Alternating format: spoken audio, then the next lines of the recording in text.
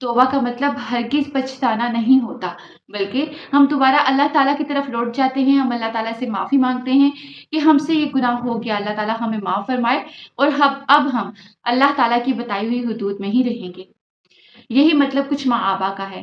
اس دنیا میں اللہ تعالیٰ نے ہمیں ٹیسٹ کے لیے بھیجا ہے، ہم نے دوبارہ واپس اللہ کی طرف ہی لوٹ کر جانا ہے، اور قرآن پاک کا بنیادی مقصد یہی ہے۔ اللہ تعالیٰ ہمیں بار بار ریئلائز کرواتے ہیں، بار بار ڈراتے ہیں کہ دیکھو جہنم کے راستے کی طرف نہ جانا، دیکھو شیطان کے بہکاوے میں مت آنا، اپنی جنت کو نہ بھولنا، لوٹ کر میری طرف جنت کی طرف آنا۔